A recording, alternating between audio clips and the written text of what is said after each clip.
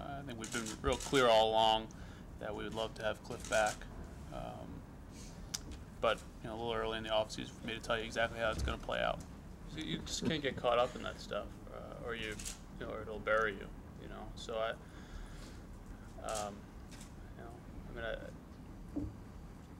take a lot of pride in what the organization was able to accomplish. Things that Wash touched on, where we've come from, all the people that we work with, and the hours they put in, and the grind that they go through. To be able to share that with them was pretty special. Ownership was outstanding. Flew all of our employees to Tampa Bay, flew all of our employees to San Francisco, brought all of our scouts and development folks in here a couple different times. We joked yesterday we actually have to go back to work because it felt like a dozen or so of us that were able to travel around with the team were kind of just barnstorming with a bunch of friends the whole time, and that's the part that was fun outside of the obvious satisfaction from how well the team was doing and the work we put in to get to that point. Get to work with a tremendous group of people. I think if you stop to think about that stuff too much, you take your eye off the prize, and I mean, it's such a competitive business. It's competitive to find talent, to develop talent, to win at this level. That if you focus on anything other than that, you're missing the point. And so, obviously, you're aware of everything that's said and things of that nature. I mean, your friends, your family kind of pay attention to it more than you do. But I always feel very good about the group we work with. Both at this table and the people they represent, and so it was never really an issue for me. Hard to say, honestly. I mean, I think the bulk of the club, the core of the club will be back, not just next year, but for an extended period of time. That was kind of the design behind the team, was we didn't want to be constantly shuffling the deck, but when you get into the middle of the year, you've got to evaluate and get with the staff and get with our guys and see, all right, what's out there? Does that match up with what we need? So we certainly did some of that this summer. We'll see. Our guys are a year older, a year more experienced. They've been through the battles. I think we know who we can lean on a little bit more. Obviously, health plays into it, but I think our mentality as an organization is we're going to do what we have to do to win. Once you get there, it's addicting, and we definitely want to get back. I think they're both tough. I mean, winning at this level is extremely challenging. I mean, I think the difference between the best teams and the teams that are going home at the end of the season is really not that great. It's about breaks and execution and coaching and all the things that go on. So many things have to go right, for you to win. But we think we've got things lined up to give ourselves the best chance to do that again. But you're always going to have to tweak things and find ways to get better. And Nolan said it. History only remembers the one team standing at the end. That wasn't us. So we got to figure out a way to get better. So it is us next year. When we signed Vlad last winter, it was a year with a mutual option. But really, if you remember back last winter, we were dealing with a little bit different payroll parameters and some things going on. So the structure of the deal was different than the intent. It was really a one-year contract. We moved a little bit of money into the buyout, so there was never any intent on either side for the option to be exercised. But we've talked to his agent, we've talked to Vlad.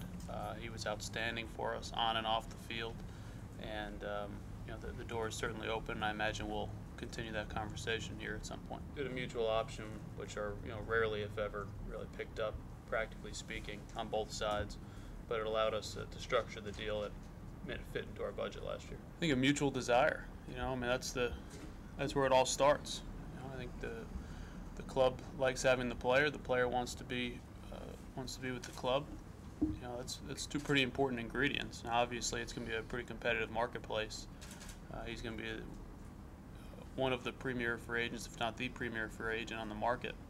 He's earned this opportunity, and I think for him and his family, he's going to do the same thing we all would, and just find out what's out there and make the best decision for him. I think we did a pretty good job of putting our best foot forward in one of the key aspects that I think any player would want, and that it's a place that we believe we can win, and we've now demonstrated that. And he's got some relationships in that clubhouse, and we'll see what happens. I don't want to put any words into his mouth. We haven't had a formal conversation yet, but like I said, those two ingredients, the player enjoying the club and the club wanting the player, you can't get anywhere without that. we've been able to have some of the conversations, some of the planning, but not in as formal of a setting.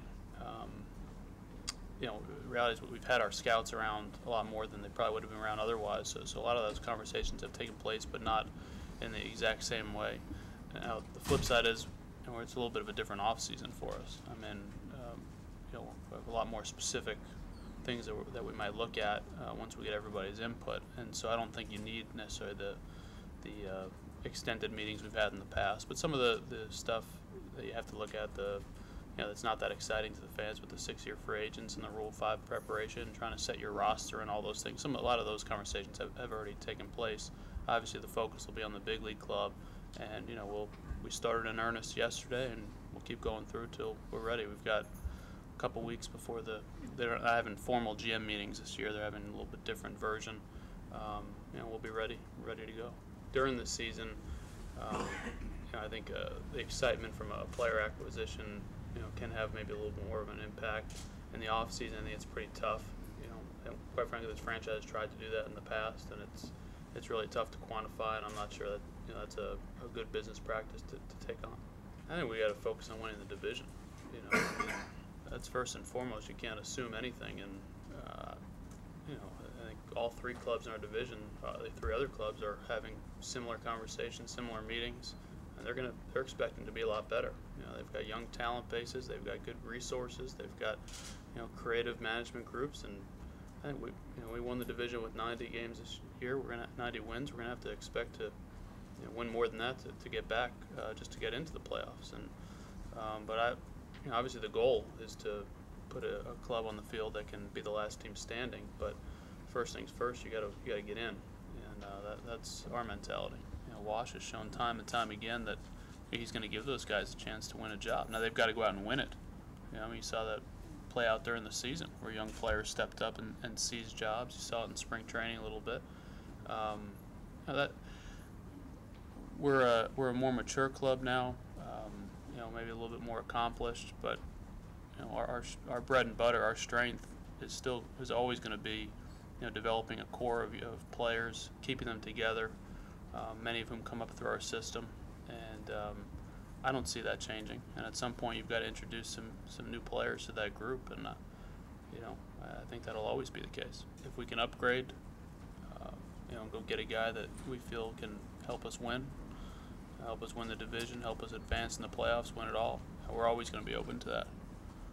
But I think we're at a point with our pitching depth where I don't think it's a need to just bring a body in here. Definitely not.